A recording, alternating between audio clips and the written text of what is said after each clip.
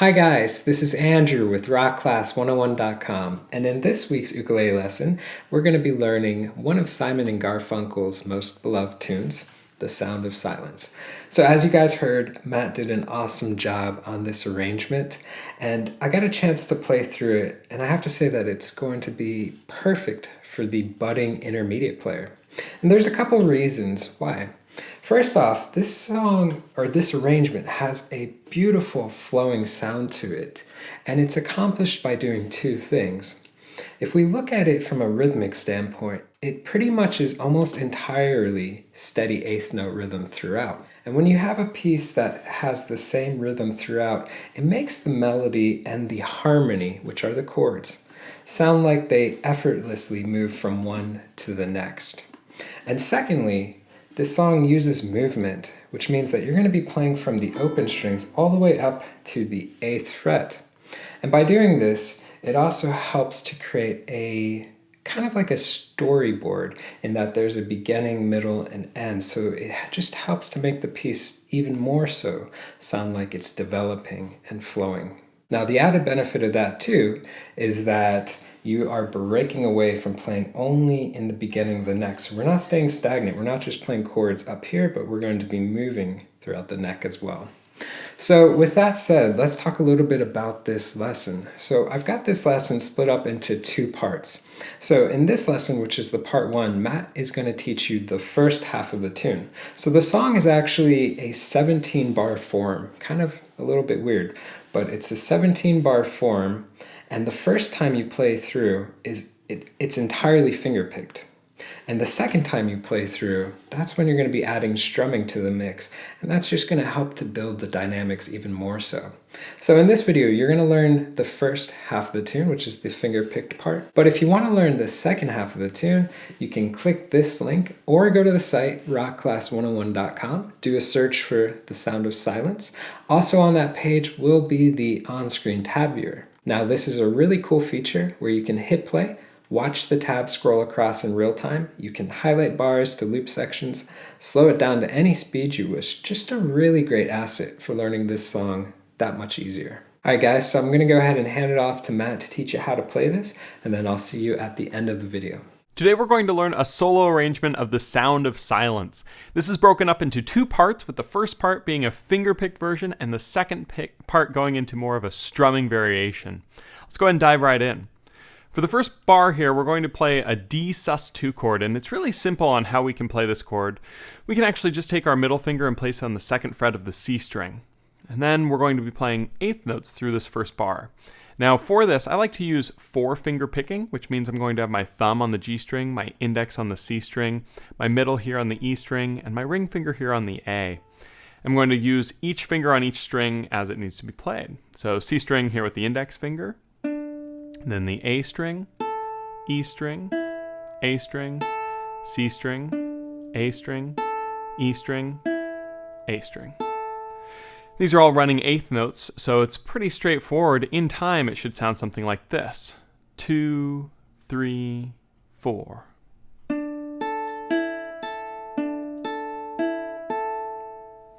Now as we go into the second bar here, we're going to play a D minor chord. And I like to play this D minor chord with 2 fingers, using my middle finger to bar across the G and the C strings, with then the break coming right over the E string to keep that string ringing, with my index finger then going on the first fret of the E string.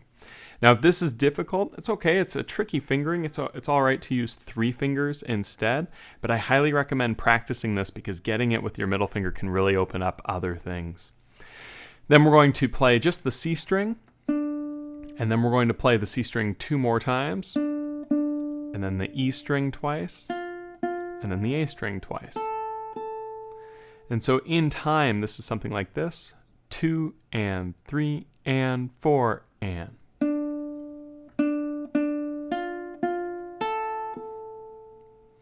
And now those first 2 measures together sound something like this in time. 2 and 3 and 4 and.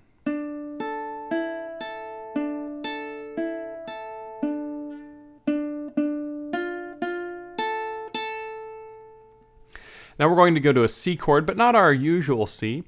We're going to take our ring finger and place it right here on the 3rd fret of the E string. We're going to pluck our C and E strings together and play the open G. We're going to take our middle finger here and place on the 2nd fret of the C string. Play that. Then the open G again. Then the open C, so we just take that middle finger off. Then we can play the 3 on the E. Then take that middle finger, place it back on the 2 on the C. And then the 3 on the E again. So that measure in time is something like this. 2 and 3 and 4 and.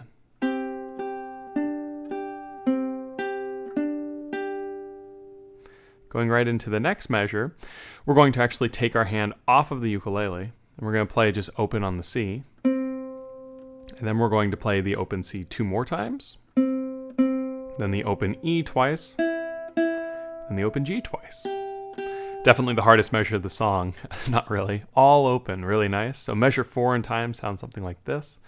2 and 3 and 4 and.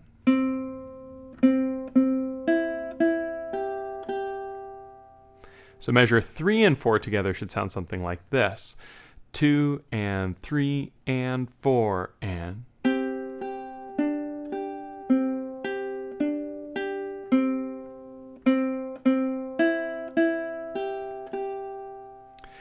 Now, as we go into measure 5, we're actually going to be going back to the exact same thing that we played for measure 1. So we just need that middle finger here on the 2nd fret of the C string, but we're going to play it along with the 1 on the E. So while on measure 1, we only played the C string to start, this measure 5, we're going to play the C and the E strings together. So we're going to want to fret the D minor chord.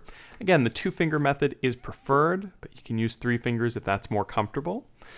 We're going to start by playing the C and the E together, then open on the A. We're going to take off the middle finger, play open on the E, and then open A, 2 on the C, open on the A, open on the E, open on the A. So you'll notice other than the first note, it's exactly the same as the first bar. In time, that should sound something like this. 2 and 3 and 4 and.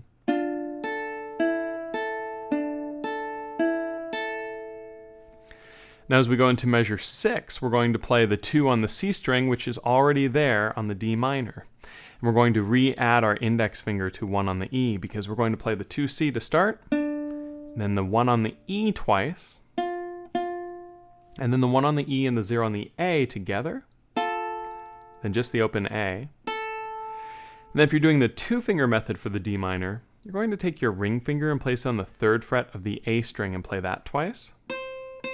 If you're doing the 4-finger method for the D minor chord, that's where your pinky would come in and play 3. So either way is okay. So that measure 6 should sound something like this in time. 2 and 3 and 4 and.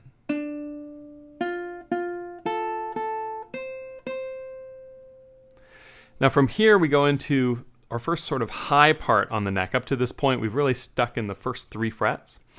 So now we're going to go up to a B flat chord, played sort of like a G chord slid up. So if we play a G chord normally like this, we're just going to slide that up. So that our index finger is here on the 5th fret of the C string. Our ring finger is here on the 6th fret of the E string. Excuse me, the index on the 5th of the C string. The ring finger here on the 6th fret of the E string. And our middle finger here on the 5th fret of the A string. We're going to pluck all 3 of those strings at the same time. Then we're going to play the A string, then the E string, then the A string. And then we're going to switch chords. And the trick to this is we're going to a different F chord than you might normally play. The ring finger is going to be on the same string. The ring finger is still going to be on the E string. So what you want to actually practice doing is taking off the index and the middle fingers, slide the ring finger down 1 fret to 5, then add the middle finger on 5 of the C and the index here on 3 of the A. It can really help to angle your fingers towards your right shoulder, or if you're a left player, your left shoulder. But angling the nails towards the shoulder can help you get the angle needed because of how steep the stretch is here. Then we're going to play the C, E, and A together, then the A, then the G, then the A again. So that measure in time, but slow time, will be something like this. 2 and 3 and 4 and.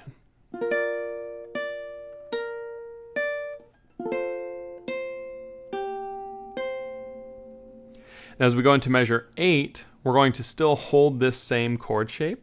And we're going to play just the C and the E strings to start. Then the C string twice, E string twice, and the A string twice.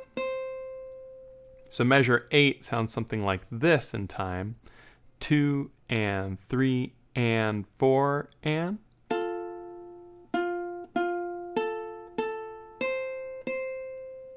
So now 7 and 8 together, taking it a little slower just because of how difficult measure 7 is, in time should sound something like this. 2 and 3 and 4 and.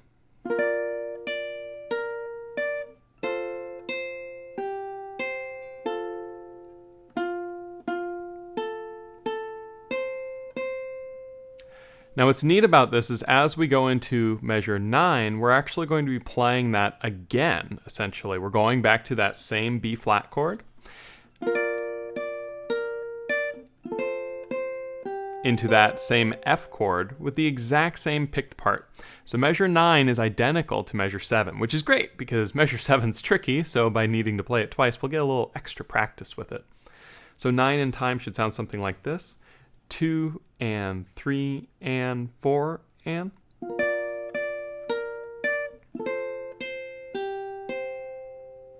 Now as we go into measure 10 here, it's a little bit different because measure 10 is only 2 beats, and we're going to be still at that F chord. We're going to play the C and the E strings together, and then the C string twice. And that's all that measure 10 is, so still holding that chord.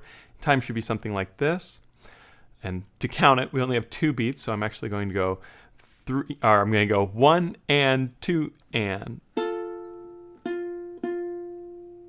Now this is sort of a transition to the next section of this melody. So that we can hear what this all sounds like, here's what measures 1 through 10 sound like in time, nice and slow. 2 and 3 and 4 and.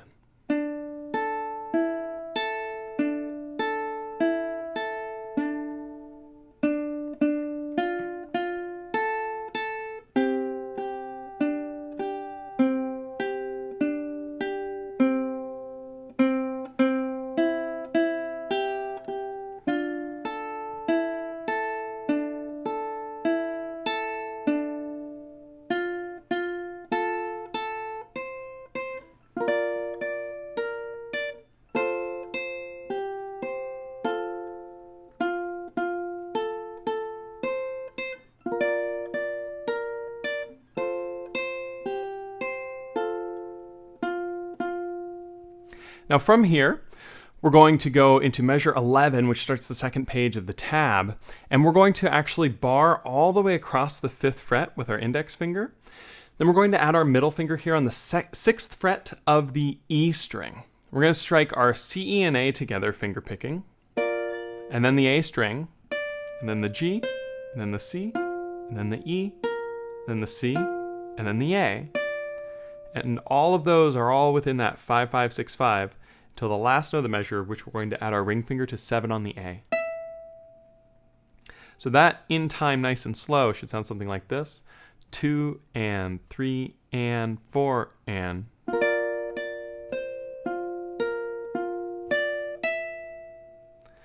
Now the very next chord here on measure 12, all that we're going to do is add our pinky. So we keep all of our fingers in the same place, still with the bar, still with the middle finger here, and even the ring finger still on the 7 of the A. We add the pinky on 8 of the A. We strike the C, E, and A together, then just the A, just the E, just the C. Then we take off the pinky, play the A string on 7 of the A, and then we take off the ring finger, play 5 on the A. And then we're going to play 5 on the C and 6 on the E, which you'll notice are already in there, right? So that measure 12, is something like this. 2 and 3 and 4 and.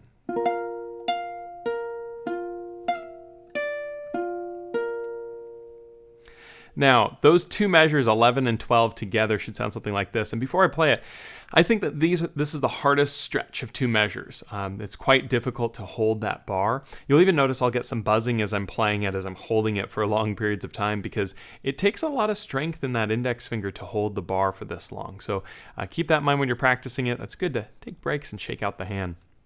But 11 and 12 in time should sound something like this. 2 and 3 and 4 and...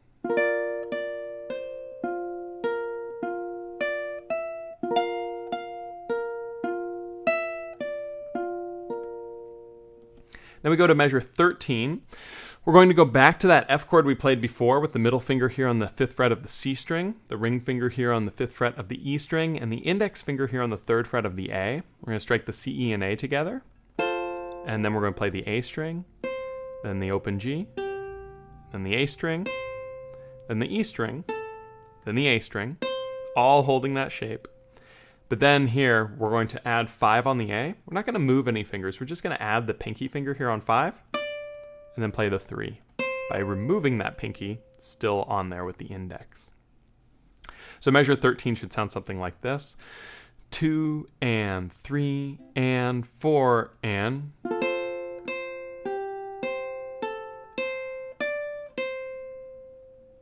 As we go into measure 14 here, we're going to go back to that very first chord that we played at the start of the song, the D sus2. And this time we're going to play the C and the A strings together. So we just need our middle finger here on the 2nd fret of the C string, and that's it. Play the C and the A together, then the open A, the E, the A, C, A, E, A. So you'll notice no movement needs to take place there. It's just those running 8th notes. So measure 14 in time should sound something like this. 2 and 3 and 4 and...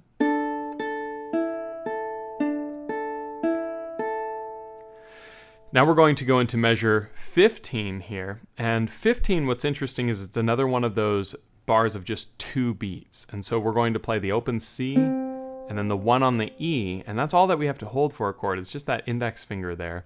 We're going to play the 1 on the E 3 times.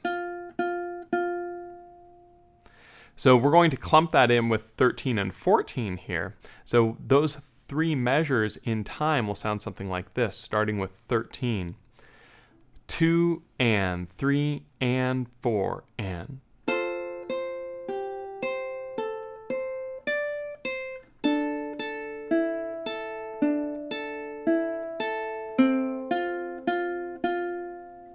Going into 16 now, we're getting into sort of the final couple bars of this first melody. We're going to play a C chord. All that we do there is place our ring finger on the 3rd fret of the A string, and that's it. We're going to play the C and the A strings together, then the G string, E string, G, C string, then the G. Then we play the open E to finish that measure. So everything's held just within that chord. In time, 16 should sound like this. 2 and 3 and 4 and...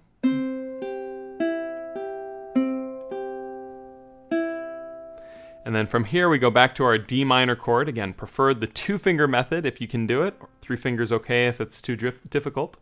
We're going to play the 1 on the E, and then 2 on the C. And then we're going to take off the E string. So we leave the C string still on there to play the open E, open A, 2 on the C, open A, open E, then the open A again. So 17 in time, which should be very familiar, sounds something like this. 2 and 3 and 4 and...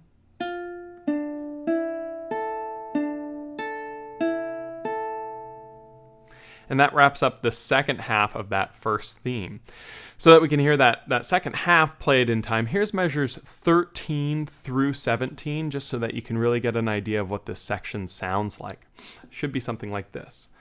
2 and 3 and 4 and...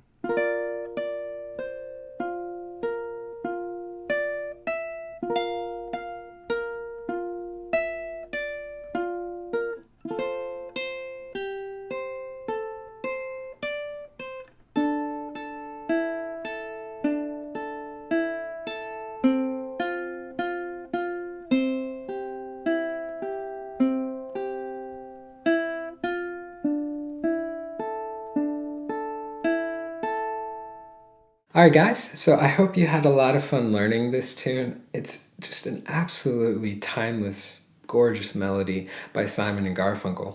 Don't forget that there's actually a second part to this tune as well. So that's going to be taught in the part 2 lesson. So you can click that link or go to the site rockclass101.com, do a search for The Sound of Silence, and you'll get into the second half of the tune, which follows the same format, but it's going to add strumming to the mix, which helps to build the dynamics for the second half. So guys, also want to remind you too that if you do want to get the tabs, they're going to be available on that page, as well as that interactive on-screen tab viewer where you can hit play, watch the tab scroll across in real time. You can highlight bars, loop sections, slow it down, all that fun jazz. So all of that was available at rockclass101.com. So guys, I hope you enjoyed this lesson, and we'll see you in the next one. Take care.